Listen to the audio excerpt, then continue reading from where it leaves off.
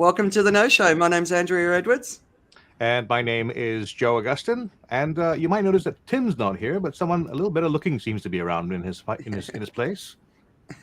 And I am Karen, holidaying in Singapore.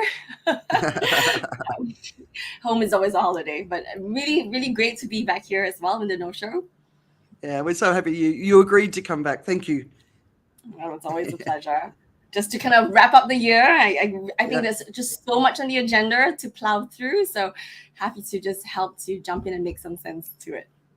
Cool. Well, the idea of the No Show, for those of you who are watching it maybe for the first time, is to help you to be more in the know, to have conversations which are just not based on some small rumor you've heard there, this or the other, but to find out more about what actually has happened. We're not a conspiracy zone. This is more about the facts. We're trying to find out what the real things are in the world, although that's exactly what the conspiracy theorists will say as well. But let's get to it. We're going to try and do a review of the entire year, and we always want diverse views as well. So we also have joining us on today's No Show, Roshini Ganesan. Roshini, hi. Well, hang on, let's throw you on. I wasn't going to do it just in case you did Yep. it. And Hi, everyone. Thank you so much for having me join you guys. So Mate, welcome, we're so welcome happy. to the show. But I do want to point out I've had to really twist her arm to get her here. So I'm very, very, very happy that she finally accepted my invitation. Thank you so much. Thank you so Just, much. And just for lovely to see everyone's all. benefit as well, just a quick introduction, Roshini. What do you do? So what do I do? I'm a trainer, coach, speaker, do a whole host of things around the world of change and, the change that we can do in ourselves, as well as with our teams and, so all that kind of work, right? Mm. Yeah. And holidaying too, by the way. I heard you talk about holidays, and I'm already in the holiday mood because I am back in Malaysia having a reunion with my family that I haven't seen in 3 years. Wow. Oh, nice. My Aussie family, I'll have Andrea, over Yeah, here. nice. Yeah. Brilliant. Yes, that's lovely. And the thing about this period of time, I mean, we're going into the new year in 15 days. And what I love about today's episode is actually the need to look back. Because sometimes we are in such a hurry to look at the next news cycle that we forget to take a pause. So many things have happened this year. And I think it's actually too much information, I have to say. But the ability to also just decide what really resonates with us, what we care about, and just, use that as the cornerstone to move ahead mindfully. I think that's what we aim to kind of leave with all of you in this show. Yeah. Don't be overwhelmed, but actually this is a great opportunity to focus on what you care about. Yeah, and Well- it's such an interesting process when you go back through the year and you're like, oh, that's right, I forgot about that, because like you say, everything's moving so fast. But yeah, and it also gives, when you look back, you can put more context around things rather than instant reaction that we seem to always have to stuff, right? So yeah, let's get into it. So one of the things that I thought was really interesting. So this is our last No Show of the year, and this time last year, Omicron had just become a thing, right? Mm-hmm. And I don't know if you guys remember this, but at this point, we were becoming aware that based on what was happening in South Africa, and it had been there long enough to have rolled out, we actually went into the new year with some hope for the first time since the pandemic started, because it looked like it was going to be a lesser virus, which the world could cope with. And of course, now looking back and seeing where we are now with COVID, it's kind of not exactly where people think we are. Although if you look at the media coverage around COVID, it's so low, like really. And we've got children dying of strep throat across the US and Europe.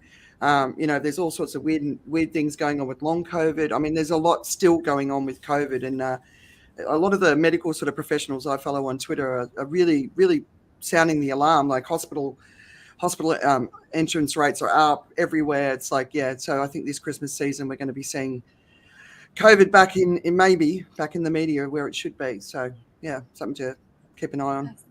Yeah. Absolutely. Well, I think the problem with COVID is people have gotten quite used to the idea of it, and even if you have pretty big numbers with COVID, they're desensitized to the idea that this is a bad thing.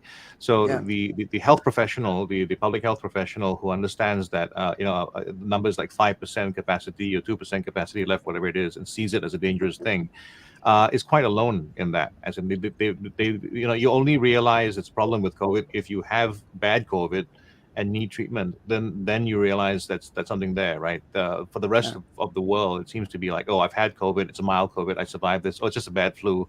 What's the big deal? So and the problem that we face as a I think as a planet right now is so many people have had the less serious COVID infection that they really think that there is too much being made about the whole thing. And so in China, for instance, where you see right now the current situation is that they feel as bad as they do. China's going through a very interesting thing, as in the sense that I think the authorities are trying to do the thing that everybody else couldn't do, which is to try and keep China COVID free in terms of having a population that was largely untouched by the disease. And in terms of things like long COVID and stuff like that, I think there's some wisdom that they have to that idea, but it's just an impractical idea to get people to shut themselves up and lock themselves up and prevent the spread of a disease. Yeah, they're expecting 1 million deaths in China, so that's something to keep an eye on. So the coming weeks, I think it's going to get pretty grim over there. So moving on to a little bit of celebrity news. Of course, this time last year was all about Djokovic and the Melbourne Open. And to this day, it still creates division in social media commentary. People who are for him and against him. It's really quite startling. And of course, we're not going to spend a lot of time on the celebrity gossip because it gets far too much of people's attention. But we've of course had the slap with Will Smith, and he's only recently coming out again. Harry and Meghan, of course, are constantly in the news, and another divisive issue. If you hate them, you hate them. If you love them, you love them, and there is no in between. We had Joe Rogan versus Spotify, which of course was a big saga of the year. Johnny Depp and the Amber Heard trial. And of course we had Yi having a bipolar meltdown by all accounts, like just doing his thing. It's kind of crazy. Any other big celebrity stuff you guys kind of paid attention to? Well, just looking at what happened parallel to the crypto world, which we'll get to in a while, is celebrities got caught up in what happened in crypto because many of them were involved in the endorsement of crypto and crypto companies. And of course, being the most litigious society in the world, the Americans have decided, or that the lawyers have come out and convinced people to get together and sue celebrities for endorsing crypto, Yeah. I saw Shark was mentioned today. Right. So, I mean, of course, the other big celebrity in the news this year who has been omnipresent is Musk. And even like just today, there's like 5 different stories breaking out about him. He's banning journalists. He's doing all sorts of nonsense. And it's actually rare for me to open up an article that's on him now because I'm just so done with him. And again, another divisive character. And you either love him or you despise him, and there's no in between. And if you actually attack Musk on Twitter, his fans come after you. So that's been a really fascinating thing. I mean, are you guys done with Musk as well? It's just amazing how, people are obsessed with personal brands over corporate brands. And that really shows you. I mean, I invested, just a little bit in Tesla, but it's amazing how the world is crazy for, antics. That's what he really does really, really well to kind of move the market. So sometimes it takes a lot of willpower just to say, hey, let's just take a pause and let's look at other things. Rather than just respond and react so powerfully. Yeah. I mean, I never really paid too much attention to him because, he's just one of those people that just is a bit of an odd duck for me. But I mean, I find that lots of people who are geniuses and, really out there, sometimes they are a little bit like that, and that's okay. I think where I started really paying attention was this whole Twitter thing and the buy it, the not buy it, and then buy it. And then this whole thing, I mean, based on the media reports, that sacking of 75% of the stuff. Now, I know Twitter was in trouble and, they needed to do some, carving down and carving up and stuff like that. But just by what the media is showing and saying, I was really distressed that, someone like that could come in and be so not empathetic and, to create so much of disruption, and especially around the whole thing around the messaging as well. Right. So So he's doesn't impact me personally, but I just find him, yeah. I'm also fed up. I'm not really looking at too much news there. I saw an interview with his mum, and his mum said the message that she raised him with and her other children was "do no evil," and I don't know. I'm kind of wondering, does she still feel that she's achieved that? From there's lots of environment stuff, but two big announcements. In January last year, we passed the 5th of 9 planetary boundaries, and then in April we passed the 6th. This is not good news. So we've only got 3 more to pass, and I think some of them are really close, and some of them are actually probably already passed, but they just don't have the data yet. But the big somber moment of the year, Joe, was? Well, for me, No, Russia invading Ukraine. oh man, I yes. tell you that when I got ready for this show, the first thing I went was like I thought I had the kind of feeling you had about the Iran-Iraq war has been going on for a long time and all that kind of stuff. I just had the feeling that this had been going for so long. Then I realized that it hadn't happened a year ago. The war hadn't happened yet. It all happened in 2022. And a very interesting way it unfolded as well in terms of how there's always military intelligence about different things going on, and what America did was unprecedented. As in, they announced and said, "Well, guys, they're preparing to invade." And they gave all the information, took the air out of the room, and it just progressed at such an amazing pace, and it did have a big impact on the world, not just in terms of politics, but also in terms of the economics of the world as well. This is one of the biggest economic engines to affect us that we don't realize most times, in terms of wheat, in terms of energy. I honestly never thought much about Ukraine. I've always, the biggest thing for me before was, do you say the Ukraine or Ukraine? But now it's like, wow, it's such a critical point. And of course, it gave rise to one of the greatest folk heroes of our time, Zelensky. Yeah. Yes, I just read that Zelensky is now Times Person of the Year, and he follows Musk. I think Musk was Time Person of the Year last year, but I think actually it should really be the Ukrainian people that should be the Times People of the Year, because they have really just risen up and showed such tremendous strength in face of the whole Russian artillery. But the thing is that the war is still unfolding, and definitely things don't look really good on their side in the longer term. So it's really, it brings in the conversation, what is the world going to do in support? And knowing that this has also been a very big distraction from all our climate action efforts. So you can see human beings literally self-destruct because war has been going on. I mean, human beings have a proclivity for war. That's, in some part of the world, war is happening. So how do we then, start?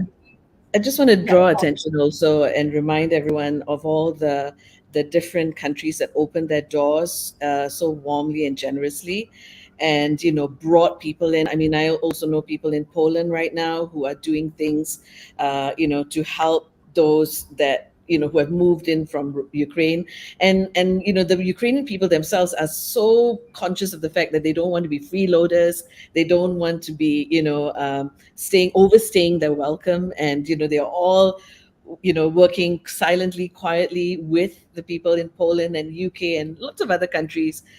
So I think that's that other part, that the other story as well, that happened during that time. Yeah, no, it's definitely a nice story. Although the other side of the story is, of course, that obviously all of the other refugees that are sort of living in freezing camps, the Syrian refugees, and they've been there for 13 years in these camps, and these Arctic freeze is coming through, and 50% of these people are children, and that just breaks my heart. But the other thing for me was the war. It was like the mental health of the world is at an all-time low in our lifetimes, right? And I think it's really sort of, it's sort of added to that. Some other things. So when the war broke out, it sort of consumed everyone's attention. But at the same time the war broke out, there was a record heat wave in both the Arctic and Antarctica that were 30 and 40 degrees above normal So one's coming into its summer, the other one was going into its winter on the same day in February. And it was described as far as climate change goes, this is nuclear. Like, so it's, and to this day, I've never seen an explanation of why that matters. But of course, since then, you know, so much else has happened. And also the two IPCC reports came out, and the media coverage was very, very limited then. And even to this day, the way the media is covering the climate emergency, it's just nowhere near what it needs to be. And they're still sowing doubt. They're still, it's still politicized. It's just like, come on, guys, look, the year we've had, it's time to wake up. But, Yep. you know, the media hasn't had a good year either, right, Joe? Well, media, I mean, okay, in terms of, first of all, losing a whole bunch of credibility is one thing, but I think you're referring to the number of deaths amongst the journalists. The journalists killed this year has jumped up by 45%. It's to 119 this year. And detentions have risen a lot as well. And this is concerning because, you know, if you think about what journalists are supposed to do, they're there to help us know what really happened. And you have to think about who is trying to stop us from finding out why it really happened and what really happened and why they want to stop that. One of the interesting stats as well has been that 3 journalists have died under mysterious circumstances in Qatar, which is currently hosting the somewhat controversial World Cup. Yes, somewhat. You've been kind. Yeah, I mean, we had to make a conscious effort not to go and attend the World Cup. So as a family, that was a decision we made. Yeah. Oh, Yeah, cool. it's a very, I mean, I say somewhat controversial because, and that's why the World Cup and sports is so valuable, because it is so powerful as a way of whitewashing and putting things aside, and people forget about things, because I think it is not front and center. I mean, you know, there's a lot of stuff that's happened there. I mean, the sheer number of foreign workers that have died in trying to in the setting up of the World Cup.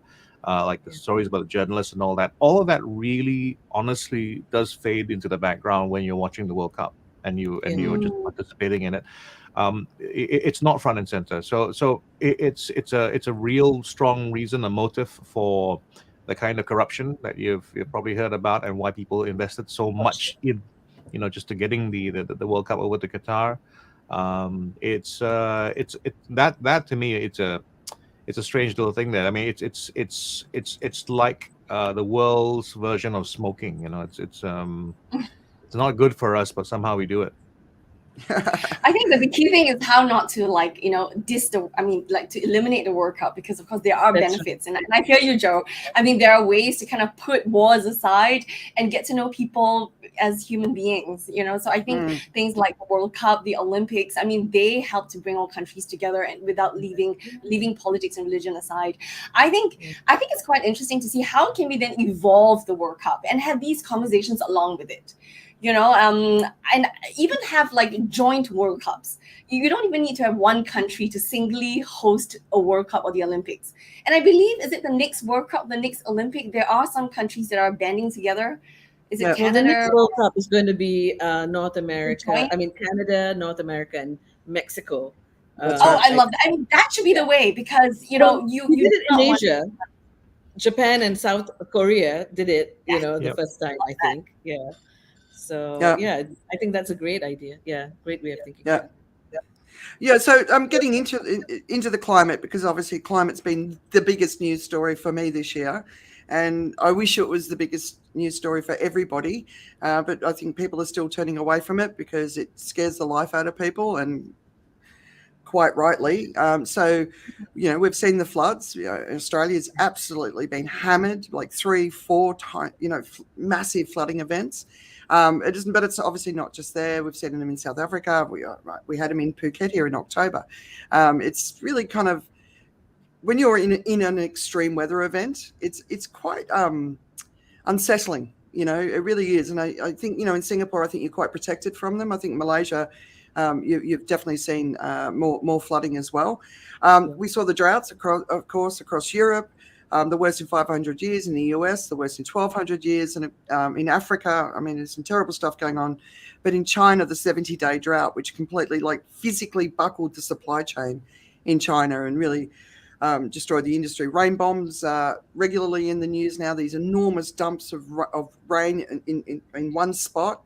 And they're not going out where they should be going out to make sure that the crops, so a lot of crop failures, so the potential for global famine is really, really high now, and we're going to see that building in the next coming years. So, we've been stocking up on certain things that I know have suffered in the droughts. We've seen famine. It's already started in the Horn of Africa. There's some really sad news coming out of Somalia right now. Eco-anxiety, I knew it was going to be on the rise this year. I think it's even surprised me, and it's really people expressing their anxiety in public forums for the first time. Because when you do face it, it's impossible not to go into eco-anxiety when you realise how bad it is. Macron announced the end of abundance, and he's absolutely 100% correct. And if we don't get that message, it's just going to get worse. In Pakistan, the greatest body of water ever released from a glacial lake melt, and there's 33 other glacial lakes that are at risk.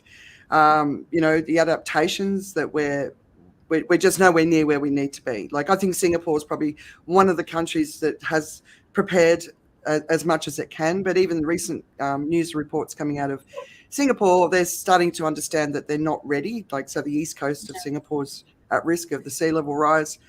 But we still jumped into Black Friday, Cyber Monday, Singles Day with gusto and had record sales because we're obviously not getting the message. We're going to be moving into an El Nino by 2024, and we're supposed to see 1.5 for the first time. In Australia, that will be 1.97 because Australia is currently at 1.47 global warming. So we've got some big stuff coming down. We had 2 COPs, no progress. Businesses are starting to transform. Just today, HSBC announced they will not fund any more new fossil fuel projects, which is great news, but it's got to speed up. Protesters around the world are being jailed, and it's young people who are terrified for their future are being put in jail for longer than murderers and rapists.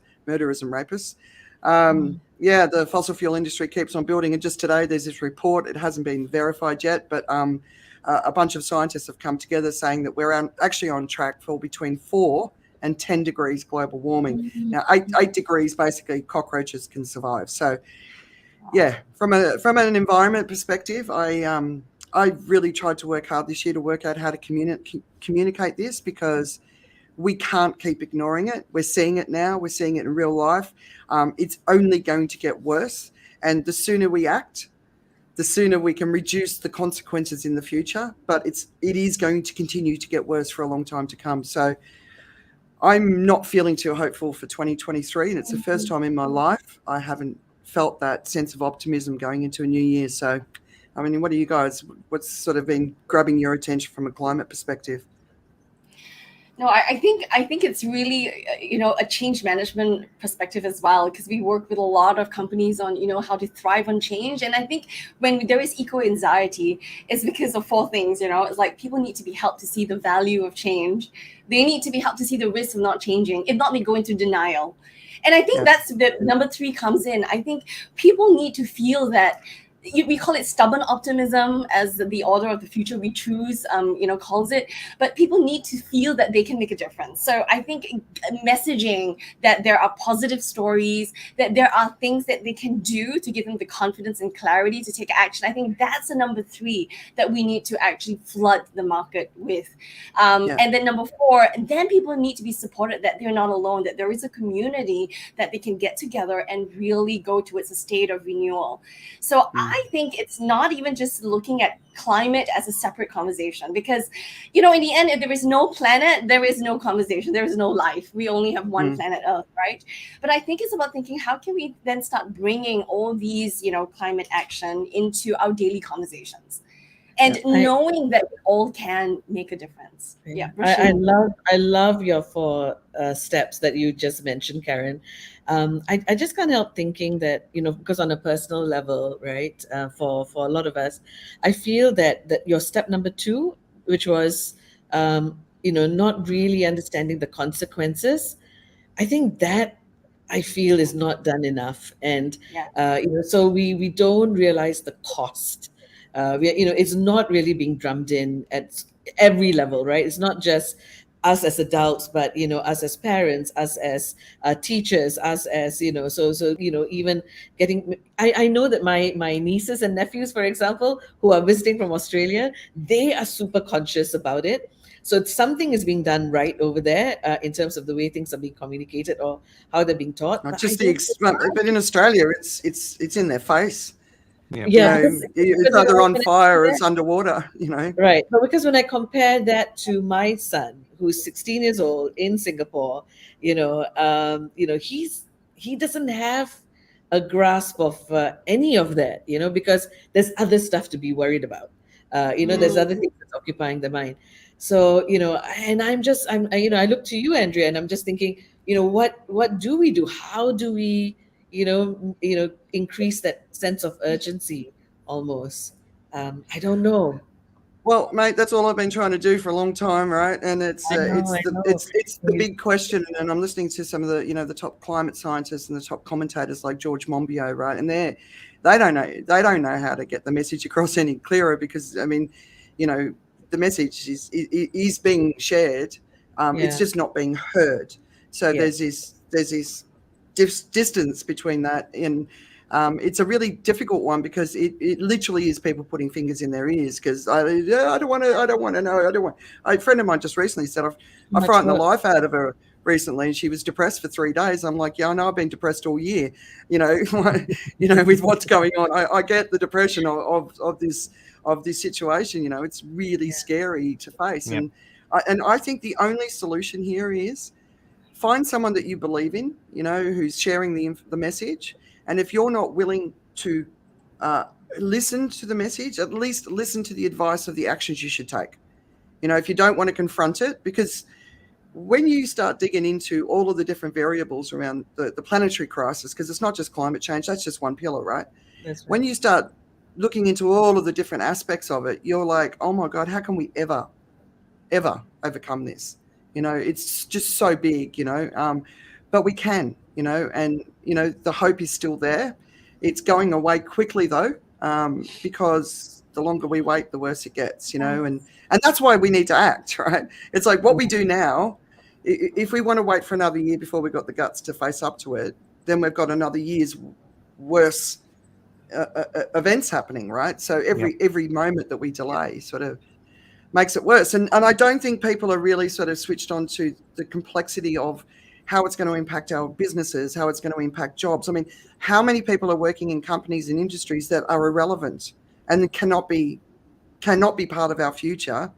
Yeah. I always use the Christmas decoration factories in China. There's, Mm. thousands and thousands of people employed in these factories, and we buy all this crap, and so that every year we have a new Christmas theme color, and then we just throw the waste out, and then next year we buy it again. And it's a small example, but it's a real example. Buy one set of Christmas decorations, that's it for the rest of your life, right? But those factories are going to have to close down.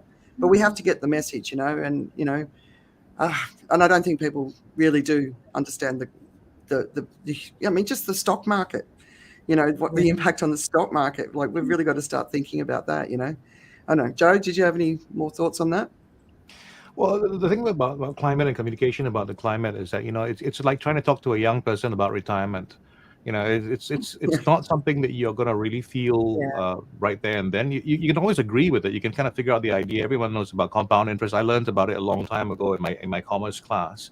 But it's only when I got to a more critical stage when I felt like, oh, okay, that really makes a difference right now, and I wish I did something about that. And still, it took a long time before I did anything about that. So I'm just, I guess, egoistically extending myself to the rest of the world here in terms of what it must be like to face the climate crisis. Like, it's Yeah. far away, and I can't really control this. It's like sitting in the back of a bus saying, okay, steer left, steer right. You do realize that there is a problem. You do realize that there's certain things that need to be done, and then you realize as well simultaneously that the little that you do at the back isn't really going to make that much of a difference. It's very hard to have faith in that, so we go into the other mode, I think, which is just to give up. It's a human reflex to go, I mean, look, we've all been there before, right? If you haven't prepared for the exam and it's really very close and you don't have much time and you just go like, I'm just gonna have a good time anyway before I do this, right? So we have to kind of watch for that, because the well, what is missing is the faith that something can be done and needs to be done. I mean, what I know is going to happen is there's going to be some major disaster where it has to get to a point where we just irrefutably go like, okay, this is the face of it. And I know that you're looking at all the stuff that happened and said, oh, that's all there, surely, right?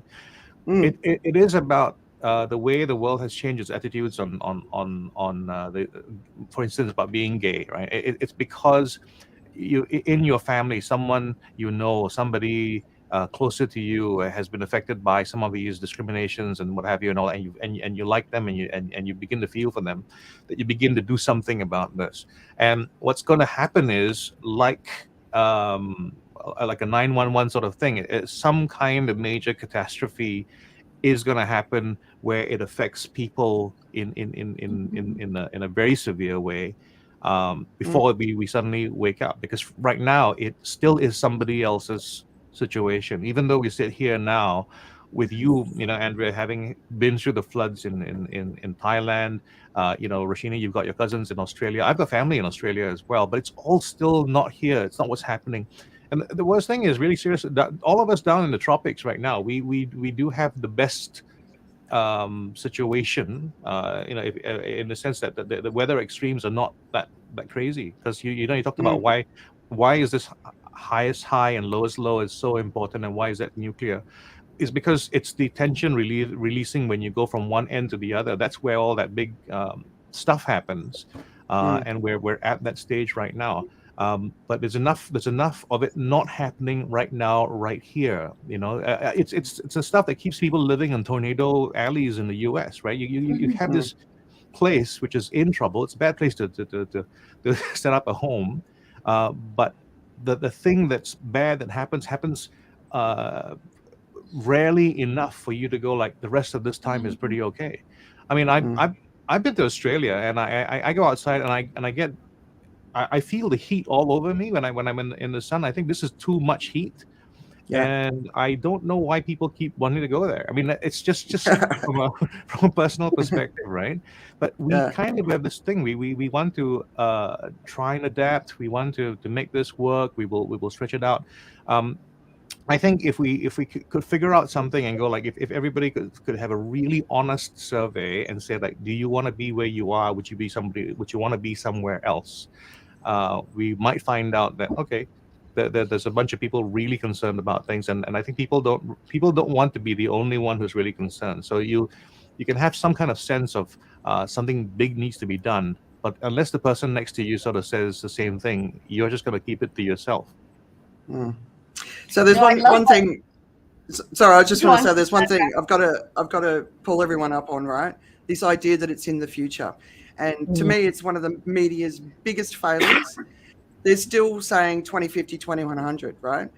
The climate emergency, climate breakdown is now. It's already begun, and it's going to be progressively worse. And, like in Singapore, I know you're very protected from it, right? But, that big typhoon that sort of the biggest typhoon that's ever hit in Japan and the Philippines. Just the other week, I saw an article that India has already moved into too hot to live territory. So 8% of the population has an air conditioner. You think of the amount of deaths that we're going to start to see, just people just dropping dead from the wet bulb temperatures just being too high to survive, right? It's already begun, but we're choosing not to see it. And I think it's overwhelm. I think it's like, what can I do? But like the reality is, I always say we need 1 billion people changing imperfectly, stopping me, get rid of your cars. If you don't need a car, don't have a car. If you live in a place with proper public transport, use it. Go vegan, go vegetarian, reduce your meat by 75%, buy 5 items of clothing a year, and we need 1 billion people doing that. And that adds up. And we just need to be one of those billion, and we need to step into it.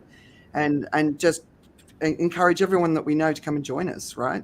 And over time, that's going to really make a massive difference. Because, energy use is going up, fossil fuel use is going up, but renewables is actually while it's increasing, it's just on top of an increase in fossil fuels. So we're just literally going in the wrong direction, Karen. No, we definitely need to start reducing fossil fuel subsidies. There are so many things that can be done at the government level. I think I love what Joe talks about, empathy. I think we need to.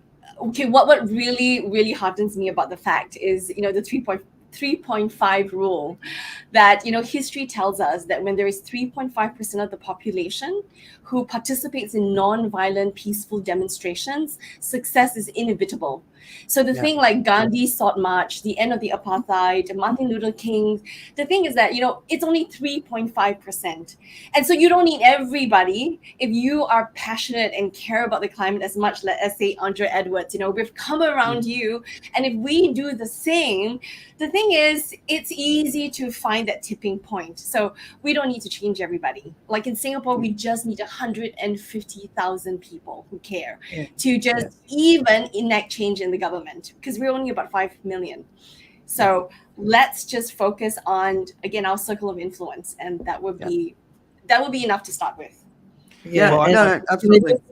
Can I just go back to Andrea's point as well? It's about all of us having these little micro habits that just add up, right? Whether it's habits around the consumption of goods, or whether it's about being more cutting out the meat.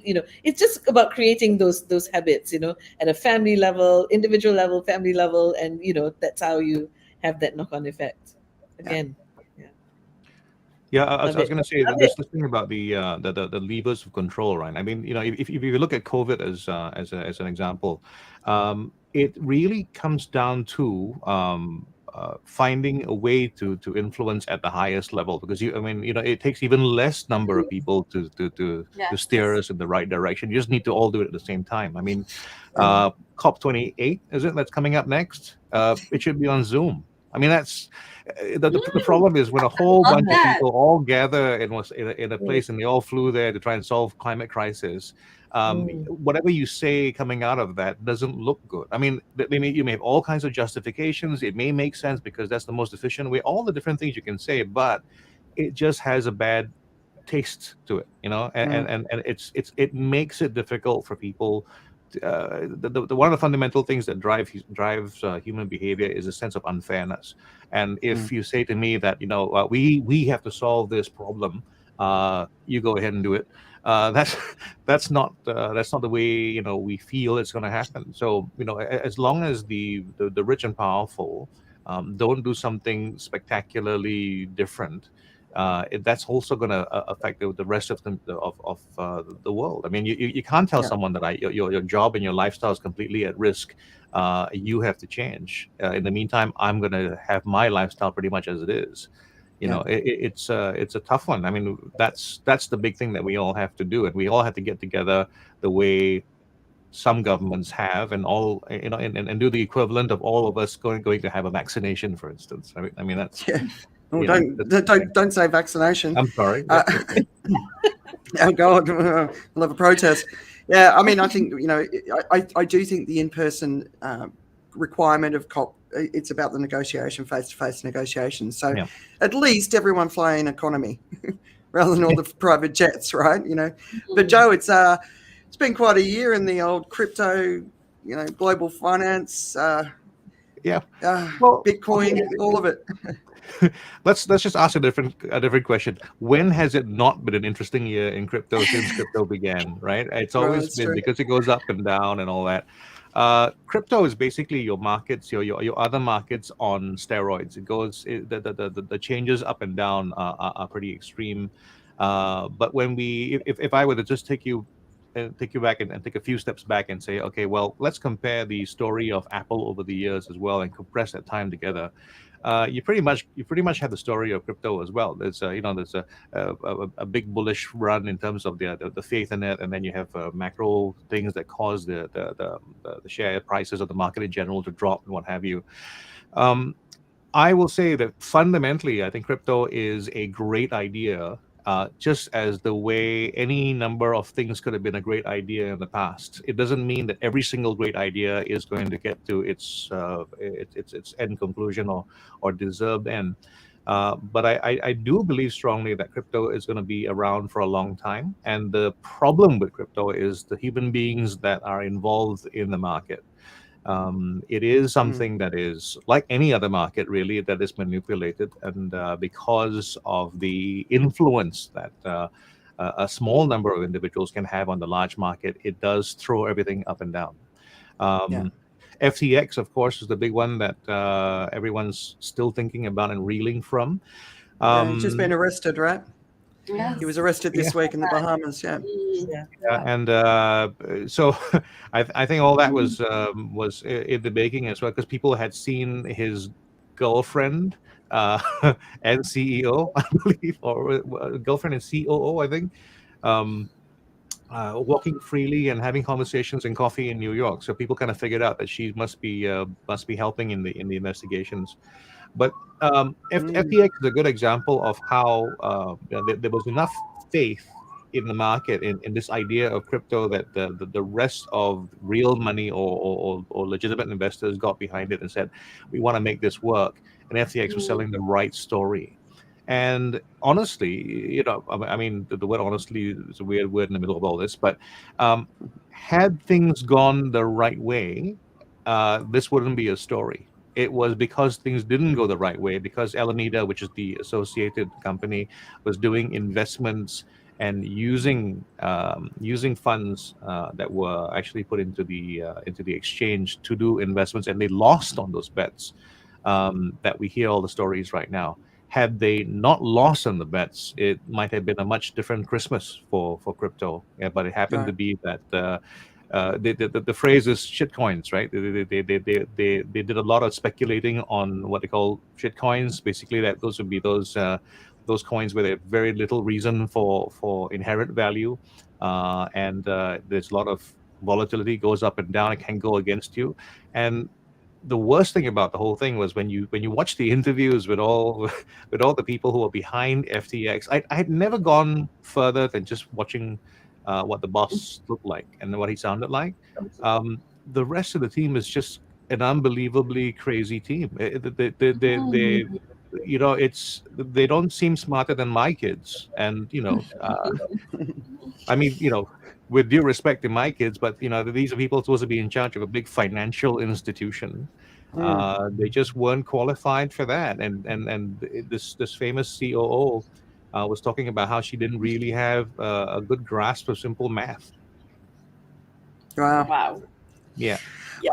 On the other side, the global economy, right? So I'm still reading headlines. Is Britain in a recession? I'm like, I honestly like if we don't get the connection between what's going on in the climate and the global economy and the fact that it's having a massive impact, and the media doesn't seem to be wanting to share that story, that I think 2023 from a financial perspective is going to be a lot crazier than this year. I mean, do you guys have an impression? And all I know is that in the UK, there's been a lot of things going on, lots of upheavals, lots of losses and gains. I mean, obviously, you had the death of a monarch who'd been around for for so many years. Who's you almost stop believing that. I mean, you almost believe that she was just going to go on forever, right? I mean, it shouldn't have been a shock, but yet at the same time, it was. And then you had two premieres in the space of 3 months. And having the first non-white prime minister in the UK. There's lots of things going on in the UK, but again, I've got lots of family living there, and they don't feel it at the moment.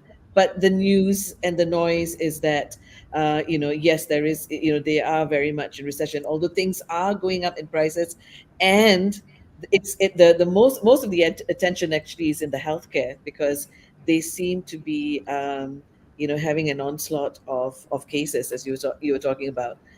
Cases are just rising, and they are really reeling from from the numbers, and Yeah. there doesn't seem to be any end in sight for them. Yeah, I mean, UK. It's just this year. Yeah, let's move into the politics section. It's like wow, right? You know, it's like wow. How can this happen? I don't know. I'm starting to hear more of the Brexit conversation coming up again. Again, For yes. change, like the percentage of support to move back into the EU has gone up significantly, like well over 60%. And then you're seeing other reports where it's like 52%, 53%. So yeah, I think the UK is going to be in an interesting place for at least another 12 months. And I just think of the poor people there who are choosing between heat and food at the moment. It's pretty tough for a large percentage of the population. Like more than 60% of the British population is economically impacted by what's going on, and that's unusual for the UK. So, but earlier in the year, of course, the Australian elections where Scott Morrison was finally booted out, and all the stuff that's happened since. Yeah, I forgot about that. yeah, and that to me was a really interesting one because it was also a kick in the ass for Rupert Murdoch, and we saw it just recently at the Victorian state elections where the Murdoch press went relentlessly after the Labor Party. And the Victorians ignored what he said, and because Murdoch's got more than 70% of the papers and the media in Australia, right? So maybe his hold is not so strong anymore, especially in Australia. I'd like to see that in America. In the Philippines, we saw a Marcos come back into power, which to me was I couldn't believe it. It's surprising. So interestingly, so I, obviously have some friends who are much younger from the Philippines, and it was very interesting to hear that they felt that all the news. I mean, when I asked about the Marcos thing, and I said, how do you feel now that and about another Marcos coming in? So for a lot of them, they felt that the old news about the former Marcos was fake news. That was what they Interesting. shared with me. And I was like, really? I said, I come from a different generation and I lived through that. Yeah. And so you feel it's fake news, so it's interesting. Yeah. Wow. Sorry, Karen, were you going to say something? No, I just say that, with all these crises that are happening on the climate front, inflation, runaway inflation and recession, there is also people also may move towards strongman politics. So that's also the danger there, where it's more about protecting the country against immigration, people who could spin a positive spin on everything that's happening and blame somebody else. So I think that's, with Marcos back in power, it's, moving back towards the strongman politics with Joe Biden just almost winning just by a whisker. And we had Trump for the last 8 years. So the world needs to pay attention to that. So we need more conversation. We need a war against fake news. Yes, Roshini, So can I just bring up what happened in my country? So you all know I live in Singapore, and that's where my home is. But originally I'm Malaysian. This is where my mom is, and I had to come back here to vote in our elections. And what was so interesting here was that we didn't have any party really getting a majority. But although clearly there was one party that got the majority of the people's votes, right? So to cut a long story short, what I loved about our story here is that we have what we call a constitutional monarch who then, basically met with all the party leaders, tried to have a, discussion and get everyone to collaborate with each other. Things didn't quite work out the way that the king wanted it to happen. So then he says, he tells the people to be calm and be patient. And he goes and consults all the other sultans in Malaysia, because that's how it works, right? In Malaysia, our king changes every 5 years, and all the different states take turns to be the ruler, the king.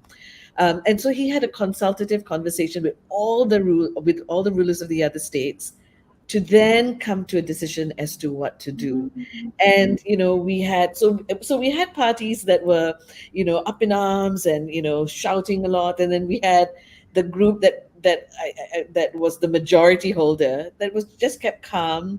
No, I mean, from the people's point of view, we were really afraid that corruption would come into place again.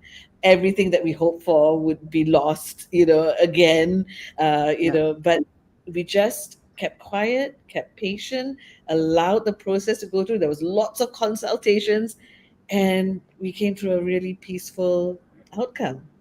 Oh, And the nice. person that had the majority votes became the prime minister. Third time Yeah. lucky. Yeah. Yeah.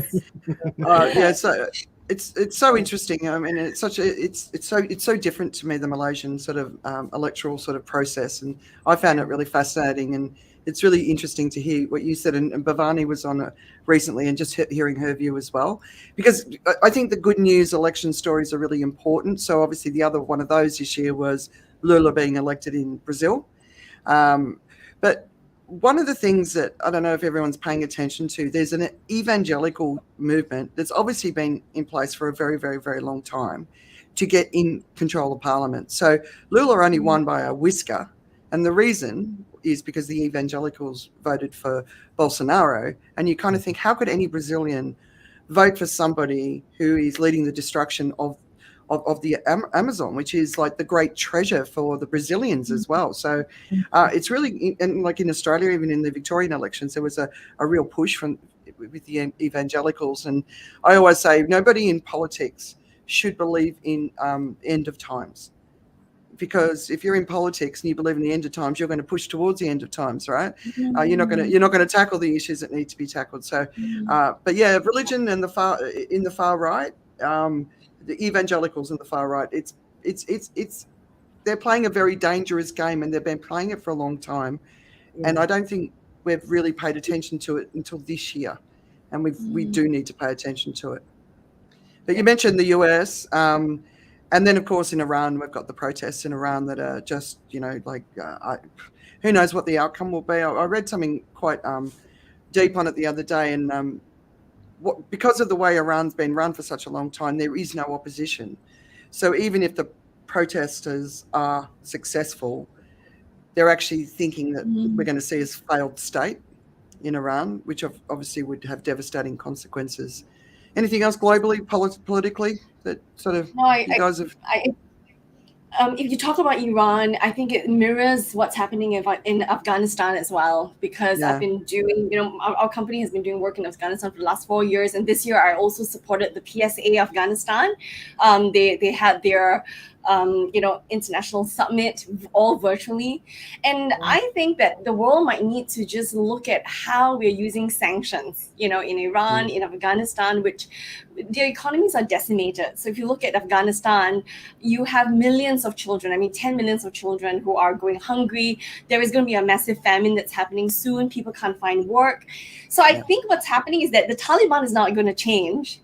The West is not going to change its stance with regards to sanctions. So they're just relying on humanitarian aid just to keep people alive. So I really think maybe the West, the world needs to think about how can we actually have a more balanced approach. Not, are we just punishing, for example, the government or Taliban, or are we really just punishing the local population? So I think that's a conversation that we need to have. How do we start restoring the economy in a more balanced way?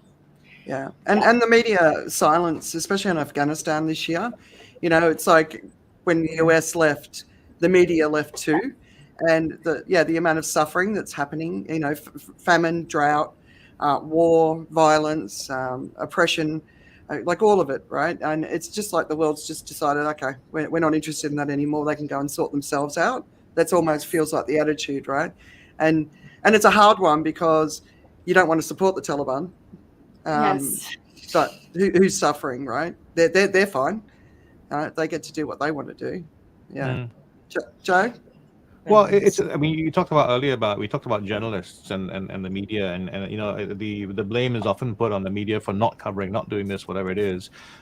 These are human beings too who have fear for their life, right? I mean, that if it's a difficult situation, you don't get the day you get the assignment for Afghanistan is not regarded as a good day. I mean, I think for the journalists, your mom's not going to be happy that you're going there. There's a whole bunch of people, and when you arrive there, you're not probably going to say, I'm so and so, I'm with the press.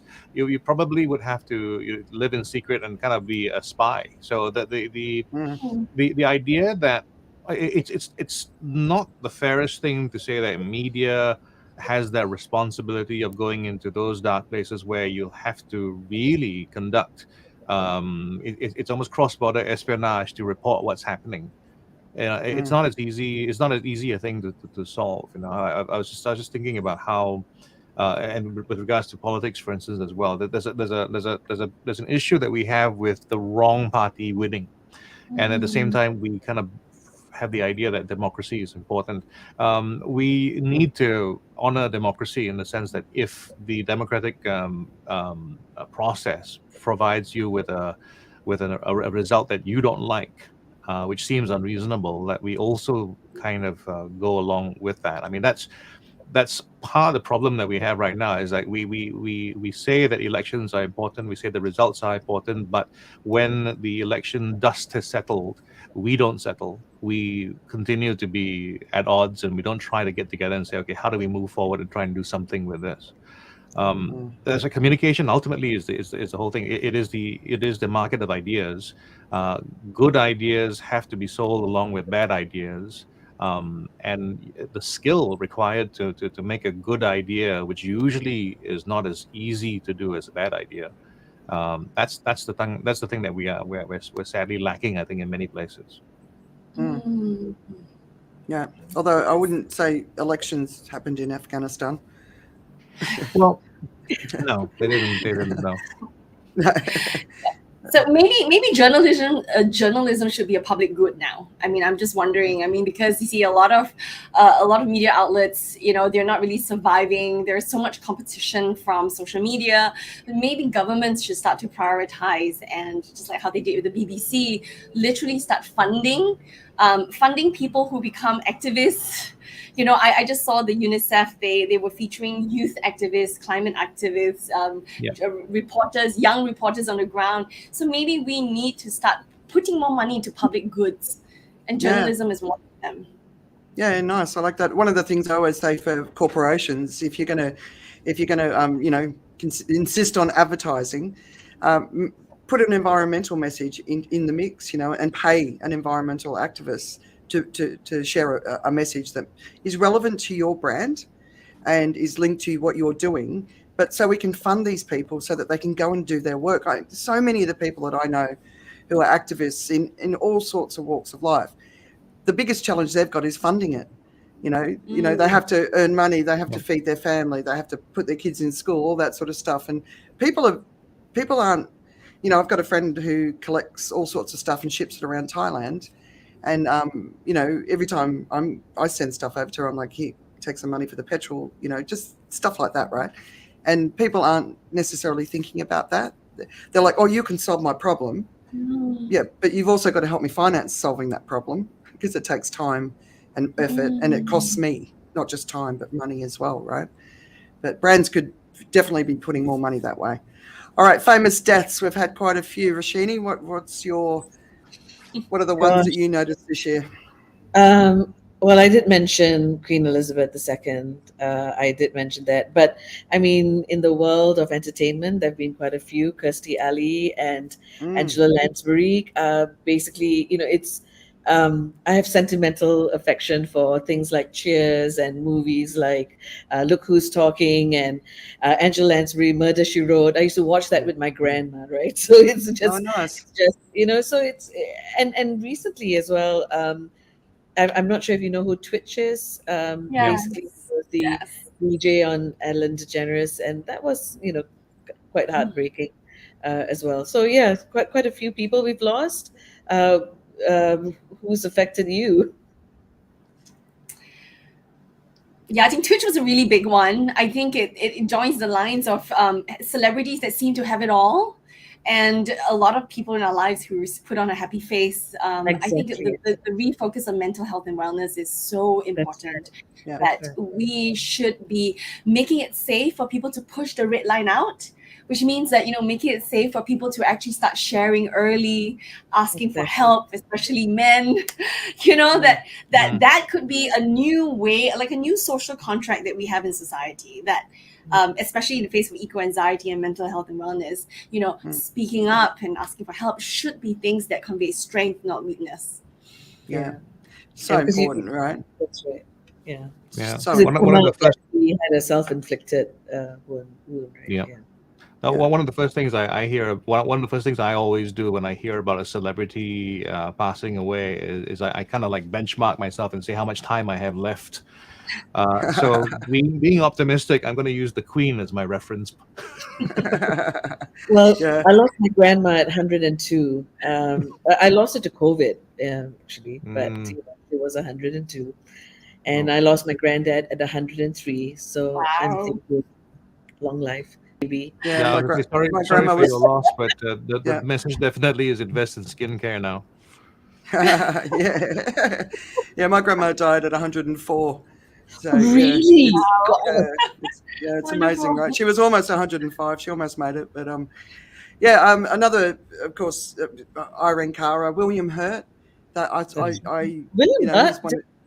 he's one of those sort of actors that's sort of very prevalent if you're sort of 70s, 80s kids. That's right. Sidney Poitier, obviously, beautiful man, and Oprah's gone and done a story on him. Ray Liotta, I really like him in movies, so he went, and there's lots of peculiar deaths around the world, that people are saying it's because of COVID. And of course, another death is Celine Dion may never sing again because she's got some sort of a strange, it's in the MS family. Stiff person syndrome. Yeah, I've never heard that before. And then the one final thing, of course, for the year is there is the word of the year, and I didn't have a chance to send this to you guys, but it's goblin mode. Did you hear that? Goblin mode, yeah.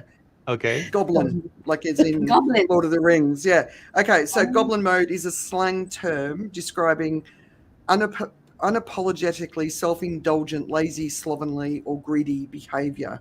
Now, I'm a person that spends a lot of time on social media across a lot of different platforms, tracking the conversations that are happening around the world. When that came out, I can honestly say I have never seen the term used anywhere. Yeah. And I can't believe that I didn't see it if it became a word of the year. So anyway. Well, I always think with words of the year as well. It depends who's writing that list or who's giving you that list, right? I heard that the other word of the year this year was gaslighting. Right. Yeah. Yeah, there's a lot of that going on, right? I saw somewhere. Yeah. All right. What are you reading, watching, listening to? What's distracting you? Who wants to go first? You want to go first? The World Cup. I mean, I'm sorry. We come from a football family. So it's all about the World Cup. Very heartbroken that Morocco didn't quite make it to the final, but it would have been lovely to have seen them played with so much of heart, played as a team, and it was such a joy watching them as well. But it's going to be an Argentina-France game, and great, right? For the owners of PSG. We have Mbappe and Messi, in the finals. Yeah. Right, but who do you want to win? Between Argentina and France? Who do you think? It's going to be Argentina for me. I would love to see Messi win a World Cup. Yeah, you're a true fan. For me, it's France. I've got too many French friends. I have to be loyal to them. Right. Karen? I'm still watching two shows, on Netflix. One is actually I Am Georgina. So she's the wife of Ronaldo, Cristiano. And because, of course, with the World Cup. But that whole Netflix series has opened my eyes to the world of the super wealthy, flying on private jets and just focusing on their families, and also being in a bubble because, a lot of celebrities can't mingle with the crowds. But you look at their lifestyles and it just shows the disparity. But I just love to watch it because it provides a real life view.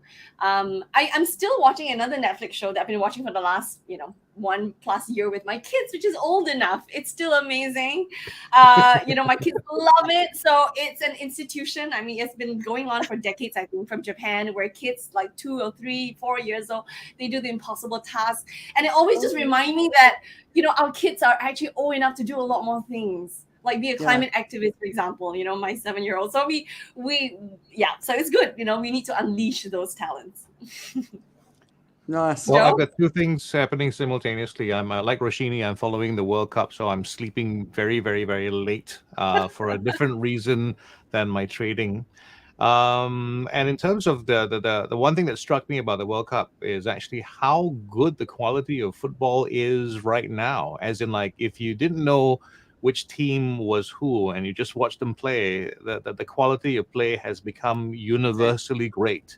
You weren't a crazy person to think that Morocco could win because they were that good. They had enough opportunities and were unlucky enough to not at least end up with a draw at the end of full time. I mean, that's one of those things that I noticed, and I noticed as well I think one of the things that I saw was how Japan's fans actually won support for Japan, the football team, because they had behaved so well that I think when they were finally playing their game, the local support was very much for Japan.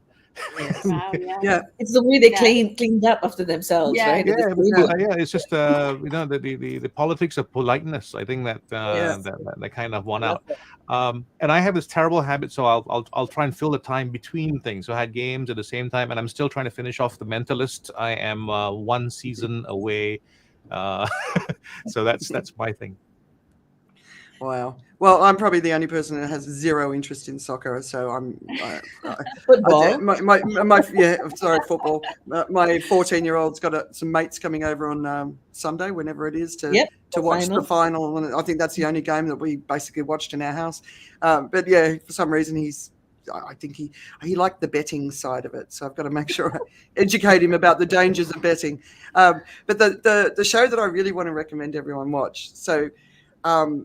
I'm not really that interested in the royal family like other people seem to be, but the Harry and Meghan special on Netflix is definitely worth watching. And the reason I had to watch it is because the opinions on it were so opposite that I had to go and make up my own mind, right? And I got to tell you, this is the biggest ribbing the tabloids in the UK have probably ever had. And to me, that's what it's about. And, like people who hate them just won't even give them the time of day, right? But it's their love story, and it's a genuine, beautiful love story. And we've seen what happens in the royal family when they don't respect love between two people, right? Diana and Charles and Camilla.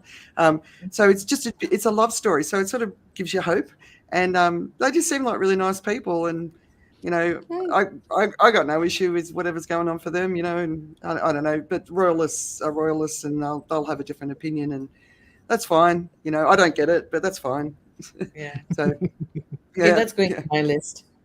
Yeah, no, definitely watch it. So Yeah. the next 3 have just dropped. Absolutely. So, but it's getting some. Oh my God, the vitriol is like, wow. I know. Really, I've seen some on YouTube. It's like, but really, okay, I have to watch this. And it must be good. Yeah. I think you have to just watch that if you want to see the difference in the two opinions very easily. Is you see if you're watching it from a perspective of a job and a role that you're supposed to play, and then you're watching it from perspective of just being people. So there's the real conflict, of course, is no one applied. They didn't apply for the job, so to speak. But that's the perspective that you were in this particular role. You had all the privilege, and this is the job that went along with that. And then on the other hand, it's like, well, but at the same time, just people deserve the right to be people as well. Yeah. One of the interesting perspectives I found was you saw the world through Harry's eyes as a person who grew up in that family, and the experiences for him that were just normal. right? Because from the day he was born, he was in front of the cameras, and there was no respect for that. And just you look back at some of the images of him as a child and what was going on, and remember Diana up in the snow, sort of putting a hand in front of a camera, saying, "Please, just let us have a holiday," right?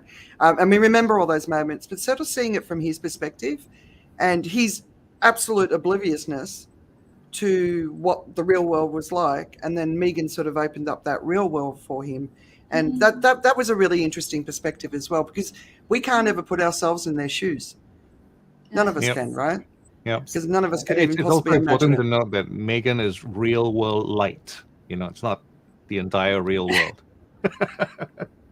Yeah, but even like his conscious bias and towards people of color that he didn't even know that he had, right? And then he's married into a family where, for her, being of color wasn't ever an issue until she went into the royal family, and then he saw her deal with that because she was so pale skinned. It was never in the media until it's fascinating.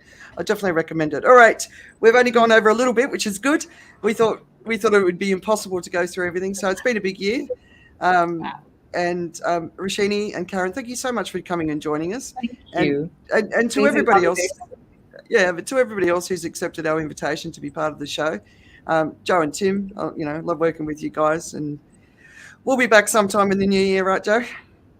We will definitely. I say this every now and then, but I think it's not said often enough. But you deserve the credit for keeping this going and keeping it alive. Yes. Not only, of course, this particular show, but also, of course, the other stuff that you put out as well. The list, by the way, just subscribe to it. This is Andrea Edwards' the weekly list of all the articles that are important, and you don't even have to read all the articles. Just read the headlines, and you become, I think, a better informed and better concerned person about the world.